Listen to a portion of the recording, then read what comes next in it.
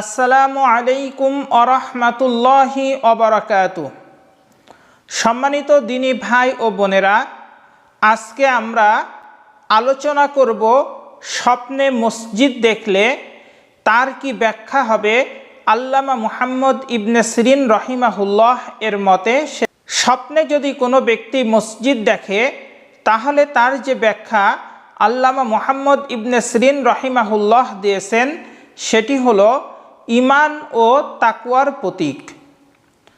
স্বপ্নে মসজিদ দেখা মানে হচ্ছে আল্লাহর সন্তুষ্টি অর্জনের পথে চলা, দুনিয়াবি কাজ থেকে বিমুখ হয়ে আখিরাতের চিন্তা করা।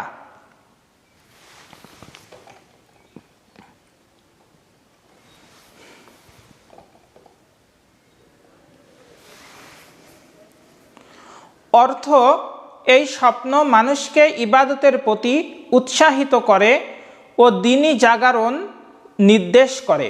স্বপ্নে যদি কোনো ব্যক্তি মসজিদে প্রবেশ করছে এরকম দেখে তাহলে তার যে ইঙ্গিত মহান আল্লাহ তাআলার পক্ষ থেকে তিনি পায় তা হলো সে গুনাহ থেকে তওবা করবে এবং আল্লাহর নিকটে ফিরে যাবে। আল্লাহর সন্তুষ্টি অর্জন করা অর্থ, মসজিদে প্রবেশ করা মানে আল্লাহর সন্তুষ্টি লাভের দরজা খুলে যাওয়া। স্বপ্নে যদি কেউ দেখে মসজিদে নামাজ আদায় করছে তাহলে এর যে ব্যাখ্যা আল্লামা মুহাম্মদ ইবনে সিরিন রহিমাহুল্লাহ দিয়েছেন সেটি হলো স্বপ্নে মসজিদে নামাজ পড়া মানে হচ্ছে আল্লাহর সন্তুষ্টি অর্জনের পথে রয়েছে সে ব্যক্তি। আর যদি জামাতে নামাজ পড়ে তাহলে সমাজে ঐক্য ও নেতৃত্বের প্রতীক, অর্থাৎ তিনি সমাজে নেতৃত্ব ও ঐক্য তৈরি করবেন। জামাতে নামাজ পড়া দেখলে বুঝতে হবে সে ন্যায় ও ন্যায় বিচারের পথে চলবে ইনশাআল্লাহ। স্বপ্নে নতুন মসজিদ নির্মাণ দেখা। স্বপ্নে যদি কোনো ব্যক্তি মসজিদ তৈরি করা হচ্ছে এরকম দেখে তাহলে তার যে ব্যাখ্যা আল্লামা মুহাম্মদ ইবনে সিরিন রহিমাহুল্লাহ দিয়েছেন সেটি হচ্ছে মানুষ সমাজে ধর্মীয় নেতৃত্ব অর্জন করবে, অর্থাৎ সমাজে সে ব্যক্তি ধর্মীয় নেতৃত্ব অর্জন করবে, সৎ কাজ করবে এবং অন্যদেরকেও দাওয়াত দিবে। অর্থ, যে ব্যক্তি স্বপ্নে মসজিদ নির্মাণ করে সে মানুষকে ন্যায়ের পথে আহ্বান করবে।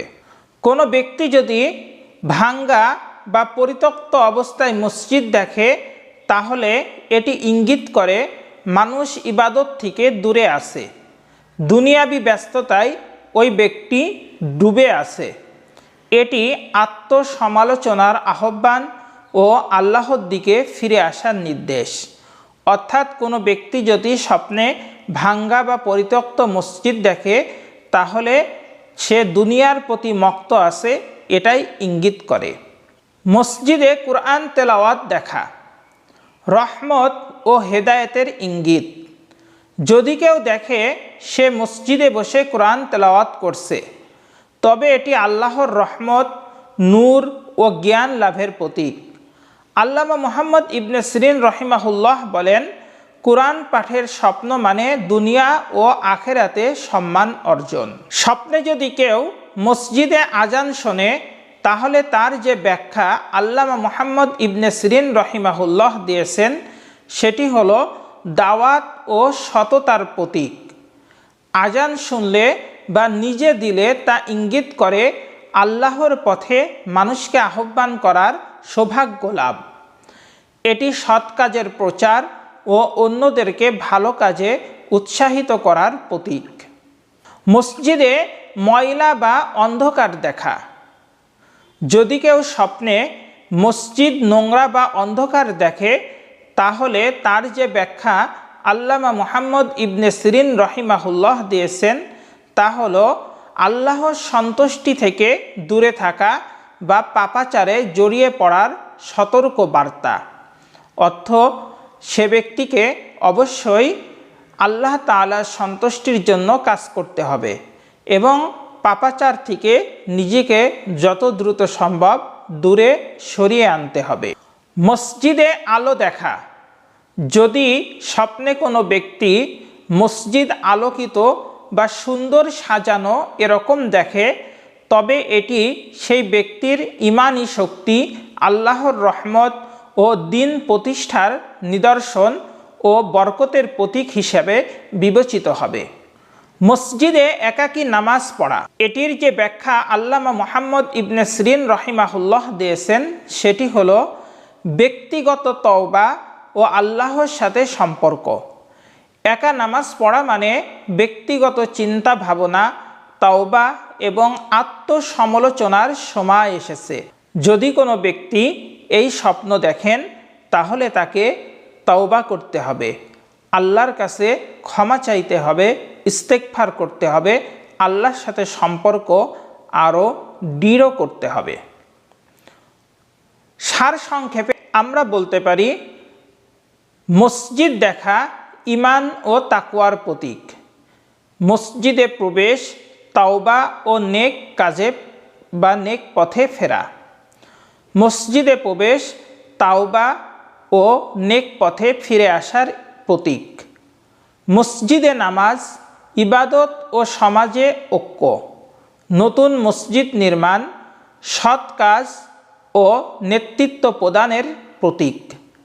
ধ্বংসপ্রাপ্ত মসজিদ গাফেলতা ও সতর্ক বার্তা। কোরআন পাঠ রহমত ও জ্ঞানের প্রতীক। আজান শোনা দাওয়াত ও সততা। মসজিদে আলো ঈমানের নূর, মসজিদে অন্ধকার গুনাহ ও দূরত্বের ইঙ্গিত। সর্বশেষ কথা, আল্লামা মুহাম্মদ ইবনে সিরিন রহিমাহুল্লাহ বলেন, মসজিদ হলো আল্লাহর ঘর। যে ব্যক্তি স্বপ্নে আল্লাহর ঘর দেখে সে আল্লাহর নিকটবর্তী হয়।